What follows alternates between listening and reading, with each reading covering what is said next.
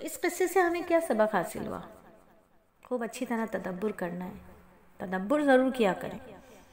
جب بھی ہم سورہ کہف کی تلاوت کریں ایک ایک آیت پر تدبر ضرور کریں.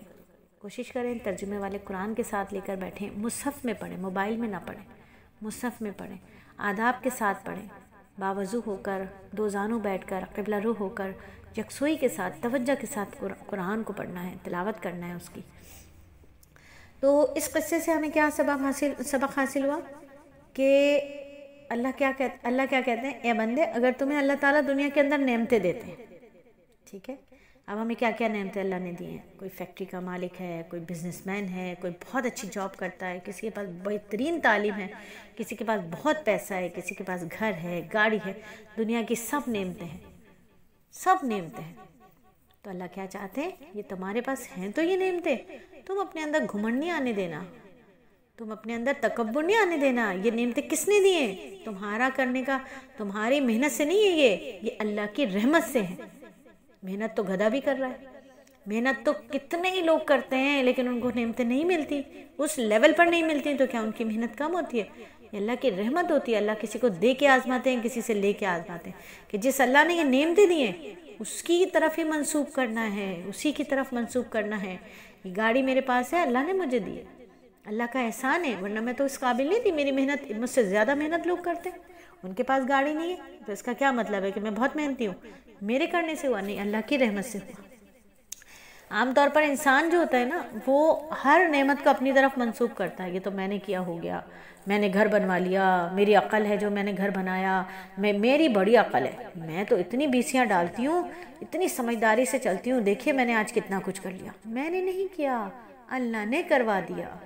میں تو کچھ بھی نہیں کر سکتی، اللہ کی چاہت ہے، اللہ کروا دیتے ہیں، اللہ کروا دیتے ہیں، اللہ کرتے ہیں، اللہ سے ہوتا ہے، اللہ کے غیر سے کچھ نہیں ہوتا.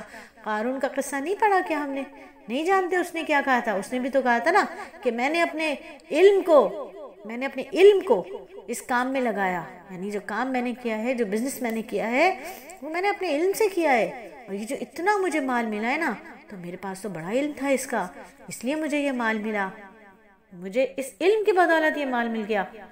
بڑے بڑے PhD لوگ ہیں، سر میں خاک ڈھالے گھوم رہے ہیں، کچھ نہیں ہے ان کے پاس، ایسے نل بٹا نلے مڈل پاس ہیں، ان کو اللہ نے اتنا عطا فرمایا ہوا.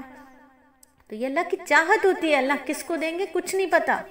تو جو کچھ بھی ہوتا ہے کسی کے پاس بھی، کسی کے پاس 100 ہے تو وہ بھی اللہ نے دیا ہے، کسی کے پاس کروڑ ہے تو وہ بھی اللہ نے دیا ہے. اللہ کی چاہت سے ہوا ہے، اللہ کے کرنے سے ہوا ہے. میرے علم سے مجھے کچھ نہیں مل سکتا تھا، اللہ نے مجھے عطا فرمایا. علم کی تو پکڑ ہو جائے گی، علم کی تو پکڑ ہو جائے گی. اچھا تم نے یہ کیا تھا، اب بتاؤ کیسے کر لیا، کیسے کیا، مال کہاں سے کمایا، بتاؤ. اللہ کا رحمت ہوئی، اللہ کا کرم ہوا جو مجھے یہ ملا. جو صاحب جنتین ہیں، جو صاحب جنتین کون؟ جنہ کہتے ہیں باغ کو، ٹھیک ہے. تو یہ جو باغ والے تھے اس نے کیا کیا تھا؟ اس نے اپنے مال کو اپنی طرف ہی تو منسوخ کر لیا تھا. یہ میرا باغ ہے، کبھی ختم نہیں ہوگا، میں نے اس کو اتنا اچھا ڈیولپ کیا ہے، یہ تو میرے پاس ہمیشہ ہمیشہ رہے گا. اگر میں مر بھی گیا تو آخرت میں اسی طرح اچھا باغ اور ٹھکانہ مجھے مل جائے گا. سارا کا سارا کریڈٹ گوز ٹو می ہو گیا، سارا کریڈٹ وہ اپنی طرف لے گیا، اپنی طرف اس نے منسوخ کر لیا. اللہ تعالیٰ کو جلال آ گیا. تکبر اللہ کی چادر ہے، اللہ کو جلال آ گیا. اللہ نے سارا کا سارا باغ جلا کر راکھ کر دیا، نعمت سے محروم کر دیا. یہ قصہ ہمیں کیا سبق سکھاتا ہے؟ یہ قصہ ہمیں بتاتا ہے جس بندے کو اللہ نے دنیا میں نعمتیں عطا کی ہیں نا، وہ نعمتوں کو اپنی طرف منسوب نہ کرے، بلکہ حقیقی مالک کی طرف، حقیقی منعم کی طرف، جو نعمتوں کا مالک ہے اس کی طرف منسوب کرے. جس نے نعمتیں عطا کی ہیں یاد رکھیں وہ پروردگار نعمتیں دینا جانتا ہے نا تو وہ نعمتیں واپس بھی لینا جانتا ہے.